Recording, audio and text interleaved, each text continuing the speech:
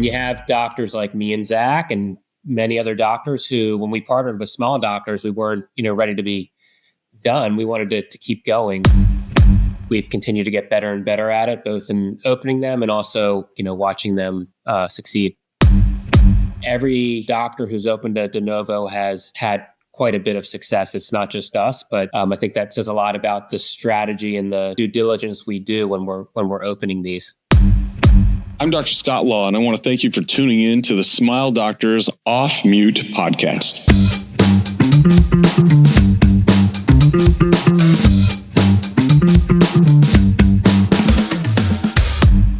All right. Well, welcome to the Smile Doctors Off Mute podcast. We are so excited today. We've had a ton of excitement, tons of questions around our De Novo opportunities and what that entails, how it is to be on the inside track. And I thought, what better than to get two of our greatest doctors who have had just extreme success in their careers doing De Novos to share their experience on how it's gone with Smile Doctors.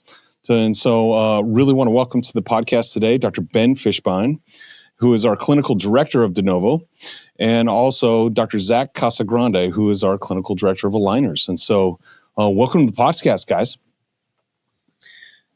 Thanks. Always a pleasure to be here. All right. Sweet. Happy to be here. Yeah. Well, would you guys mind giving some of our listeners just a little bit of the background on De Novo? Ben, would you mind chiming in a little bit about what is it? Why do we form this? And little of how long we've been doing it, all that good stuff. Sure. So we've been really doing it or opening them since 2023, although we had the idea, a year or so before that. And you have doctors like me and Zach and many other doctors who, when we partnered with small doctors, we weren't, ready to be done. We wanted to keep going. So with the De Novo program, me and Zach and many other doctors have been able to continue growing our practices, not only organically within our core offices, but also opening new locations. And, at this point, we've opened up Small Doctors has opened up more than 10 De Novos, all doing super well. And we've continued to get better and better at it, both in opening them and also, watching them succeed. Okay, so we'll jump right to it. So, Ben, what is super well? What define that? Just give some ranges on how performance has been. Sure. So I'll speak for me and Zach here, but we both opened in 2023 and mid to late 2023, and both of our first De Novos have now each produced more than $7 million each. So in the first year alone, we each did over $3 million in our first De Novos. Now, Zach has multiple De Novos partnered with small doctors. I have 3 De Novos opening in the next 6 months, so I'm hoping to catch up to Zach.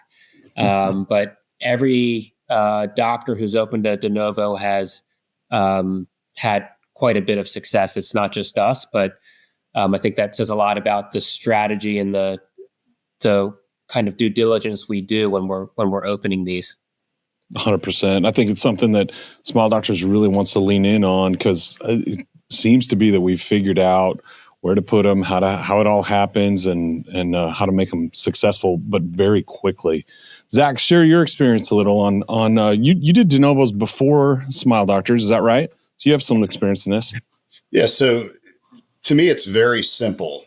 You can do things really well on your own, and you can do things really bad on your own, or you can be somewhere in the middle, or you can know that you're going to do things really, really well with the help of other doctors and a support staff that has done it prior. So for example, I had 4 locations of my own prior to joining Smile Doctors in 2020. Ben and I both joined within a month of each other. So we kind of have a similar path. Ben, correct me if I'm wrong, Ben had double that. He had 7 or 8 at the time he joined. So that's a total of 12, De Novos that we had. Maybe you had bought one of them or something. You had told me prior. So true startup practices, and you have the best doctors in the country that have made mistakes and have had success. And so you combine what we've all learned, and now we have this formula where I would never call anything foolproof, but it's pretty darn close to foolproof. So I had 4 prior practices of my own that have now merged with Smile Doctors, and I currently am working on my 3rd De Novo. When I say working on it, we're building it as we speak. Location's great. The first 2, locations, from picking where it's going to be all the way up to, carrying everything out, seeing patients that first day, and now 2 years in, we have massive support of Ben Fishbein, Amanda Gallagher, Matt Lineberger, Scott Law, all who have run massive practices, in their past. And Ben gave you some of the numbers, but it just works. It works really well, and it's a lot easier doing it with a group like this than doing it on your own. So I get a lot of questions around Smile Doctors, right? All the doctors ask, hey, well, what does control look like? Do I get to make decisions? Do I have autonomy? All of that. How does it look when you're going into a build or choosing a site, or what is that, Ben? So how would a doctor be involved going into that? Yeah, I mean, I would say you get as much control as you want. To be honest, I don't. For me personally, I don't like making every interior design decision. So, fortunately, we have a great interior design team in Smile Doctors that has made that a lot easier for me. We have a great, I don't know his official title, but I'll call him a construction consultant, which is Shane Lynch. We got Jason Huggins, who's make sure that your lease or you're not getting screwed over, which I was screwed over plenty of times before joining Smile Doctors. And you also have a broker who helps you find locations, or you can find them yourself. But I use our broker all the time because they can do a better job than I can. So a lot of resources that make your job really easy, and you can honestly be as involved as you want or not. I mean, I could literally probably open an office and go find the location, and then the next time I walked in could probably be seeing patients. I like to see, I like to go in a little more often because I love the process. But we've really, I think, got a good system down to open these new offices. I love it. What's kind of the marketing component you've experienced, Zach, as you've built these out? How do you get it? How do you ramp them even before your doors open? Yeah, kind of like what Ben said. You do what you like doing and what you're good at, and you try to delegate what you're not so good at. So Ben doesn't like dealing with the least part of it. Not many of us do. I love the marketing piece. So that's something that I've always been highly involved with. My practices from the first day I opened my first location, 20 years ago to now, I'm not the one that hires clinical assistants. I am the one that's there for my marketing people. So we have a system now. That's what's great. And so you have, Ben's a big marketer too. Amanda Gallagher, big marketer, Matt Lineberger, big marketer, BJ Bagia, big marketer. So what has worked in the past? What has been successful? And you go back and we track everything and we come up with a game plan. So we literally have a calendar for my new location in McLean. And I know that next week I have to have X, Y, and Z set. I can be the one that decides X, Y, and Z, or I could delegate that to my team or our support staff. And then we move on from there. Obviously you can't wait to market until you open. So, I mean, we know that. So everything has to be set up properly. Fortunately, like I said, this isn't the first time we've done it. So we kind of know what's too early, because there is too early, and we know what's too late, and we've honed in on what works. I love it. So I know through the course of our De Novos inside of Smile Doctors, we've had different people who, as you said, love the marketing side. They're very good at it. They've grown their practices with that. But we've also have some doctors who have never owned on their own. And so they came in as associate doctors, joined Smile Doctors, and then opened a practice, a De Novo in this way. And so they didn't have a whole lot of marketing knowledge on the, prior. How does it go for them? Are they as successful, or what does it look like? Yeah, I mean, there's one that comes to mind who he's doing fantastic, and he's, now I forgot how many. I think he's got he's part of another De Novo now, but Scott, you know him very well. Yeah. No, you can say it. Yeah, Josh. Yeah, Josh. Josh is doing fantastic, and he was able to find an old dental office, did a build Right. out for next to nothing, and even in in the first 9 months, I think produced over $1 million. And when we say these offices are doing really well, these are not like, I see ads for like these low fee offices. This is not what this is. This is just doing really good orthodontic work with a good strategy behind it and treating patients really well. Right. I love it. It's exactly what it is. It isn't the bottom of the barrel. It isn't that. It's just an extension of the quality practices that we have currently. And so these doctors who don't come with a ton of experience in the build out, in the marketing to ramp, in all of that, that's why the team is there to help them be successful. I get many of our doctors who do join, who come out of residency, join Smile Doctors. What's their path to start? We get that question all of the time because a lot, as you said, I think a lot of orthodontists have an entrepreneurial, we have the entrepreneurial bone inside of us that we want to go and do and build and see something grow. And I think that's kind of where our doctors are. Do they be a part of a group? Do they come into a group like Smile Doctors, or do they go and do it on their own? What advice would you have for them? Well, I mean, I would say, as someone who's done this alone, it's really nice to be part of a team who knows what they're doing. You're getting the best practices, or you're getting, the best ideas from the best practices in the nation of people who've opened many of these before. And then on top of that, you're working with real professionals who know what they're doing.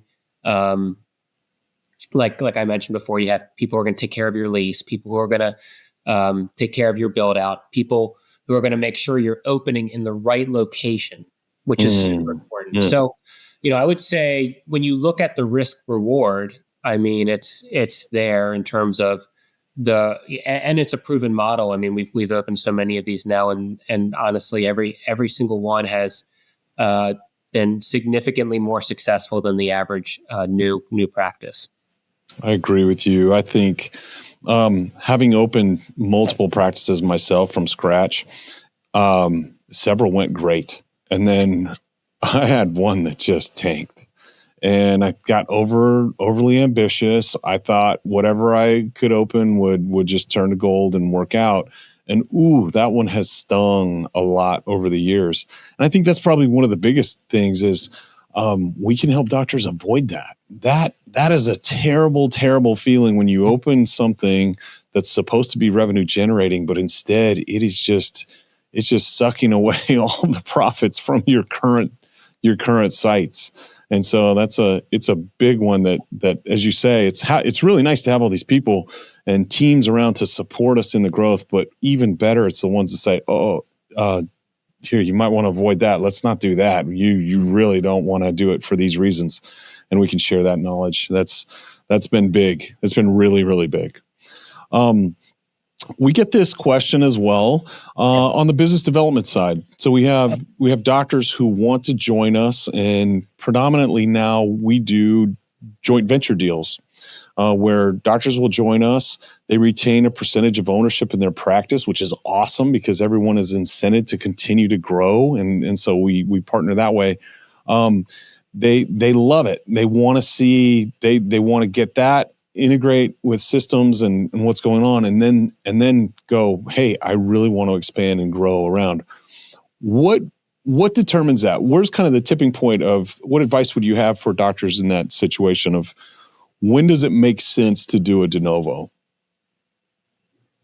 Yeah, I mean, I think every situation is different, obviously. I'm talking to a doctor right now who's very interested in Smile Doctors, and he has a partner. Yep. So he's always had a partner, but their situation is unique in that the partner is on his way out. So he's 15 years older than my buddy who I'm talking to, and he has no interest in opening another practice at this point in his career. But this doctor does, and so it's perfect. So he's never owned a practice on his own. So those of you that are out there and you're thinking about joining and it just doesn't make sense because I have a partner. So Ben and I both owned 100% of each of our practices. So it wasn't an issue, but that's probably the minority. I mean, most big practices have partners. And so this doctor is able to say, hey, I'm going to, work this out in my deal where I have the ability to open X amount of de novos. And that's currently what he's negotiating with our business development team. And that's really exciting for him. Yeah, I love it. That's fantastic. Yeah. I think that if you think about it again, we'd mentioned earlier that incentives align when we have that. I think all of us who join Smile Doctors know that it takes a great deal of work for things to be successful. And so the idea that people are going to come into Smile Doctors, join on, and then just skate, that doesn't happen. And so it's very much how can we work and achieve, to grow these practices, but it's in which ways. Where do we pay attention even more specifically? Where do we put the doctor focus even more and better? And it comes down to these de novos. It's the same way, but really getting our doctors aligned that way where they win financially, the patients win because higher level of care, and we just broaden our net all the way around. It's awesome. Very cool. What have been some surprises through the de novo process? Do you guys think what surprised you?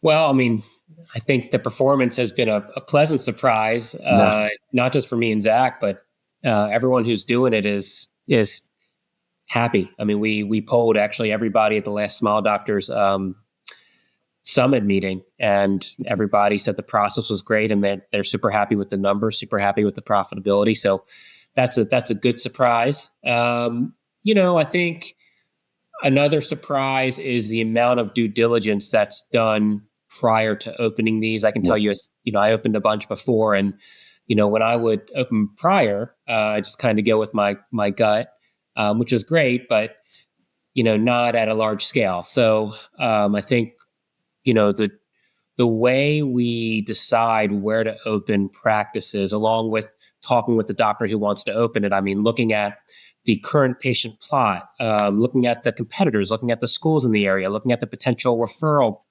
patterns, looking at the general dentists, looking at the pediatric dentists. I think the surprise to me is how well I think we've got it dialed in. Yeah, I would agree. I know I do have to admit, when I was hearing the numbers that were being put out, I had to see the report for myself because I know how competitive you guys are. Ben and I went back and forth. He's like, okay, because mine was a couple months ahead of Ben's, and I'm looking over my shoulder. I'm like, where is he? I was looking at Zach's schedule. I was looking at his new patient schedule at the end. Yeah. One thing, Scott, is that we've kind of, just like anything else you do, we've kind of gotten through all the little beginning bumps in the road, right? So those doctors that are doing it now, I mean, Ben and I were the ones, we did the first two. So we kind of took the headache. And so now future doctors, there's none of that anymore. So, to your point with numbers, for example, so in July, last month, we did $500,000 in production, and we're 2 years in. It's unbelievable. So are we a $6 million practice yet? No, it's July. We all know that's a big month, but still that's incredible for a practice that's only 2 years old. Right. It's really, really amazing. And so, when I was pulling the report and I'm looking, I'm like, are these really legit? Because that's hard to believe.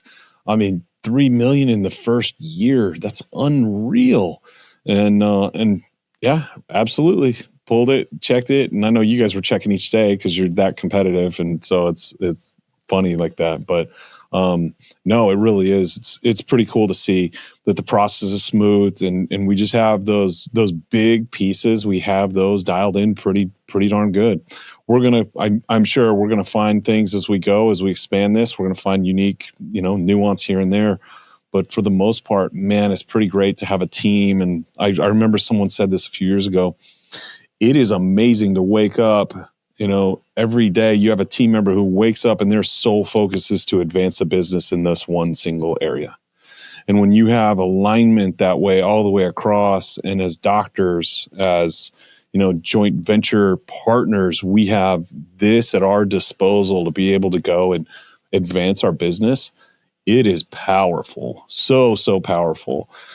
I envy this because, man, I remember trying to get some of my de novos up going while I'm trying to maintain my current practice, grow that as well, and try and deal with all the contractors, the lease, the decisions, all the stuff at the same time.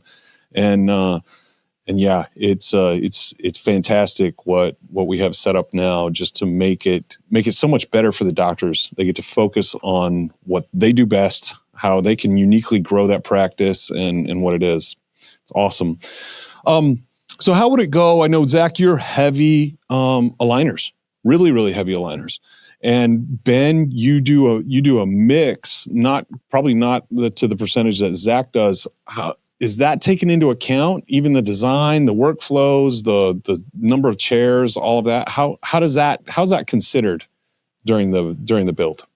Yeah, so we've all seen the evolution, right, of practices that were open bay with 10 chairs or 8 chairs or 12 chairs, whatever.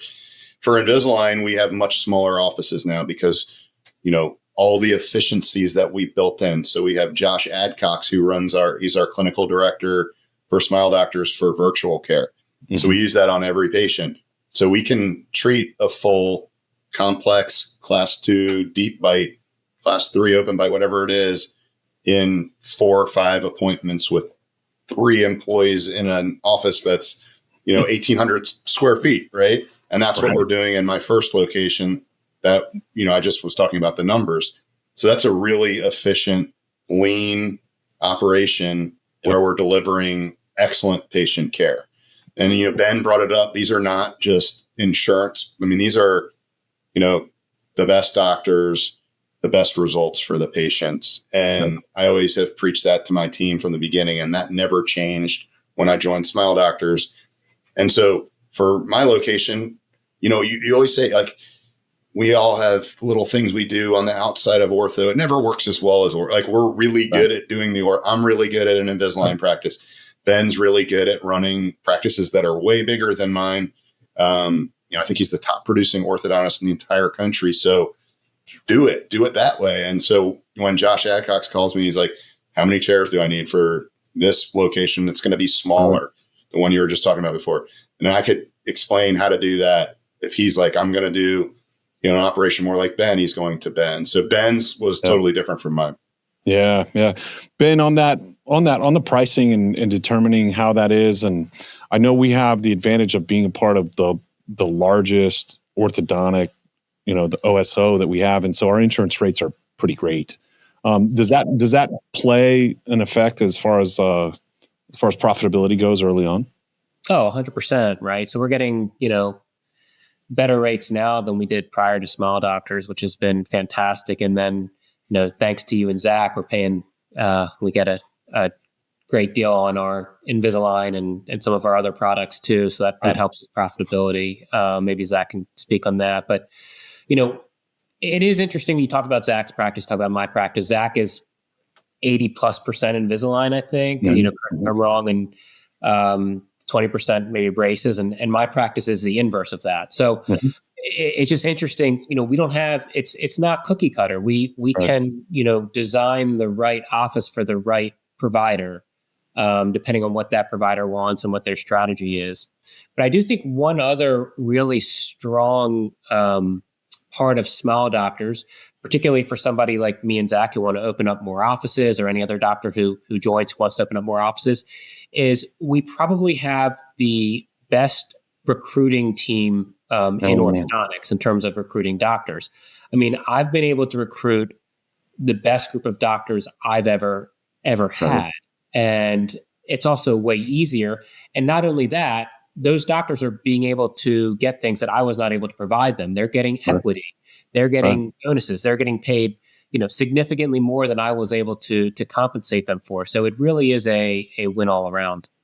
Yeah, I totally agree. I love our doctors, and man, it's such a nice thing to be able to unify the business and the clinical to do what makes the most sense and what will give the patient the best outcome. I mean, having technology at our disposal to be able to use in any way, just to increase the patient experience and the level of outcomes, it's just so great.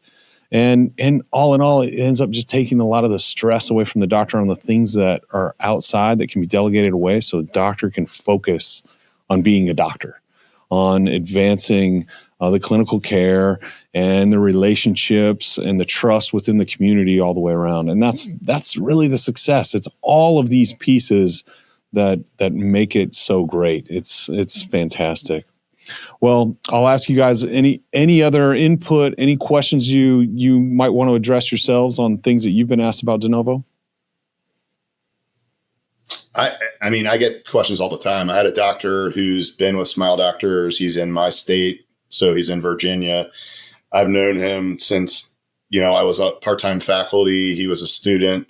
He has one of the most efficient practices that I've seen the numbers on, as far as, his margins are really, really good.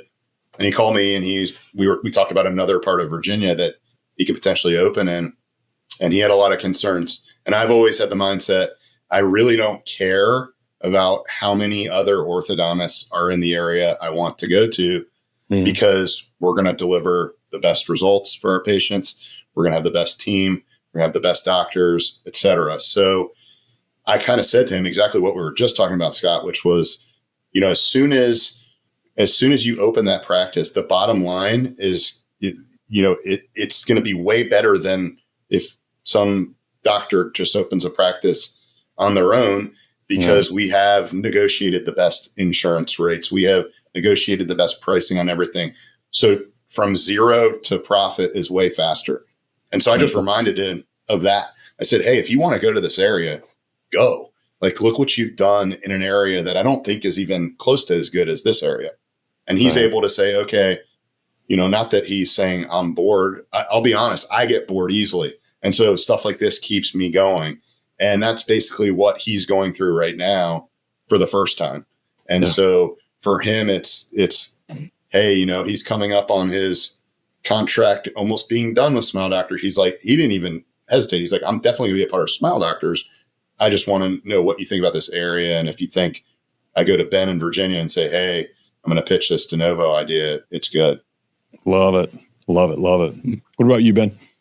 Yeah, I mean, I would just say, I think one of the big differences from Smile Doctors when I joined, or even longer ago, is it's not really about selling anymore. The way I look at it is Smile Doctors can be a growth partner. You have JV, you have De Novo. So I think, for people who, maybe want to take some of the risk off the table, but at the same time want to keep growing. And I would say I was probably in that position. Yep. I think, Smile Doctors is one of one in terms of being able to help you open and grow and do all the things you want to do while, still taking some of that risk off the table. Yeah. Very, very well said. I think that's it. We all want to grow. We all want to provide the best for our patients and for our teams. And this is yet another tool that doctors have in their career in orthodontics and with Smile Doctors to do just that.